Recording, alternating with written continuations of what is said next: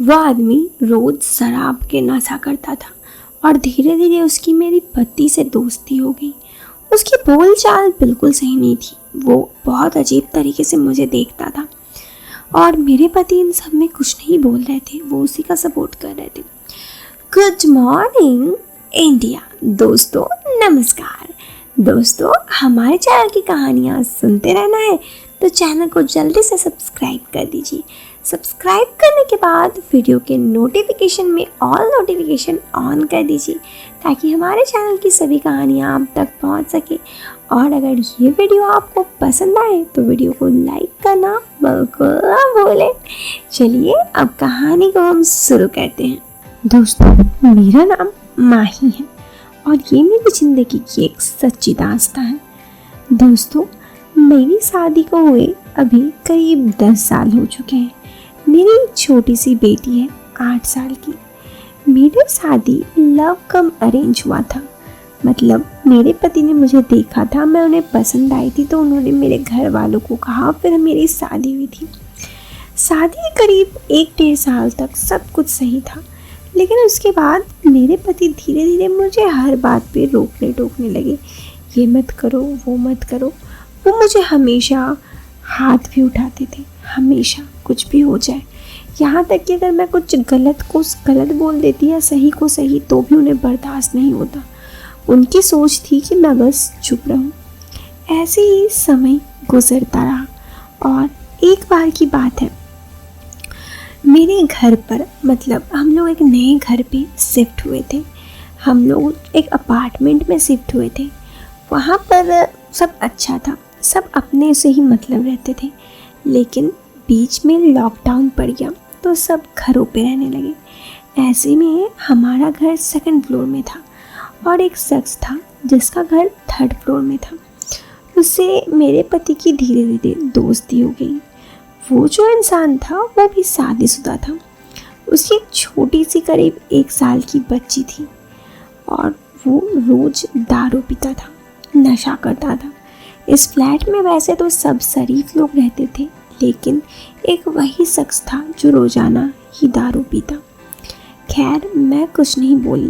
मैंने इस बारे में मेरे पति से 1-2 बार मना की कि आप मत पीजिए या फिर आप उसके साथ मत जाइए, क्योंकि अगर आप उसके साथ जाते हैं तो लोग आप पे भी शक करेंगे। लेकिन मेरे पति नहीं माने और वो लॉकडाउन में छत पर रोजाना उनके साथ जाकर बैठने लगे, उनके साथ ही।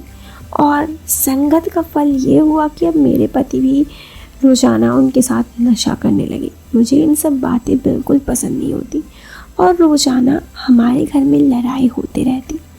मैं चुपचाप इन सबको सह जाती पहले तो, लेकिन एक दिन तो हद ही हो गई। उस इंसान ने मेरे पति को आकर कहा कि आपकी वाइफ को आप कुछ बोलते क्यों नहीं, दिन भर वो आपके ऊपर बोलते रहती है। मेरी पत्नी का तो हिम्मत नहीं होता मेरे ऊपर कुछ बोलने का। इस बात पर मेरे पति आकर मुझसे बोले। मुझे बहुत गुस्सा आया कि मेरे पति के सामने किसी ने मेरे बारे में बुरा कहा और मेरे पति कुछ नहीं बोले, उल्टा उसी की साइड लेने लगे। तो मैंने भी कुछ नहीं कहा उन्हें, क्योंकि मुझे पता था अगर मैं कुछ उन्हें कहूँगी तो सिर्फ मेरी ही गलती मानी जाएगी। तो मैंने चुप रहना ही सही समझा। ऐसे ही लॉकडाउन ख़त्म हो गई तो मेरी बेटी की एक दोस्त थी जिसका नाम अनुराधा था। अनुराधा की माँ से मेरी कभी कभी पहले बातें होती थी। वो काफ़ी मॉडर्न फैशनेबल औरत थी। वो ड्रंक भी करती थी, पार्टीज़ में जाती थी, किटी पार्टीज़ करती थी। मैंने उससे दोस्ती करनी शुरू की। मेरे पति अक्सर काम के सिलसिले पे पहले बाहर जाते, तो पहले मैंने 1-2 बार मेरे पति को बिना बोले ही उसके साथ उसके पार्टीज़ और किटी पार्टीज़ में चली गई। जब मैं फर्स्ट उसके साथ गई तो मैं चौंक गई। वहाँ पर सब लड़कियाँ कितनी कूल थी, मॉडर्न थी। मैं उन लोगों के जैसा नहीं थी। हाँ, मेरे कपड़े जरूर मॉडर्न थे क्योंकि मैं सूट वगैरह पहनती थी, लेकिन उन लोगों की बातचीत से सब कुछ मॉडर्न लगता। मैंने उसे कहा कि मेरे पति ऐसा करते हैं, मुझे कुछ नहीं बोलते। तो इस पर उन्होंने कहा कि एक काम करो, तुम अपने पति को छोड़ दो। मैंने कहा छोड़ दूँ, ऐसे कैसे? उन्होंने कहा इसका मतलब कि तुम कुछ दिनों तक अपने पति को कुछ मत बोलो, तुम भी हमारे साथ मस्ती करने लगो, देखो वो ठीक हो जाएंगे। मैंने कहा पर ऐसे कैसे? तो उन्होंने कहा करके देखो। करीब उसके बाद मैं अपने पति को कुछ बोलना ही छोड़ दी। मेरे पति के रहते ही मैं उस लड़की की मतलब अनुराधा की माँ के साथ अक्सर पार्टीज़ में जाती और उसके साथ पार्टीज़ वगैरह करके घर लौटती। मेरे पति जब कुछ कहते तो मैं उन्हें बस ये कहते थे कि आप भी तो करते हैं। मेरे पति चुपचाप सुन रहे थे क्योंकि उनके पास कोई रास्ता नहीं था। ऐसे में मैंने एक दिन देखा कि अनुराधा की माँ का एक बॉयफ्रेंड था। मैंने कहा ये कौन है? तो उन्होंने कहा ये मेरा बॉयफ्रेंड है। मैंने कहा पर आप तो शादीशुदा है ना? तो उन्होंने कहा किसी ने कहा है क्या कि शादी के बाद बॉयफ्रेंड नहीं रहना चाहिए या फिर कोई लाइसेंस लेना पड़ता है क्या? मैंने कहा ऐसा तो कुछ नहीं है, लेकिन हाँ शादी के बाद बॉयफ्रेंड शायद कोई आजकल नहीं रखता। उन्होंने कहा इट्स कूल यार, आजकल तो सब चलता है। मैंने कहा पर ये सही नहीं है। इस पर वो बोलने लगे कि सब सही है, जस्ट बी कूल, तुम मॉडर्न बनो।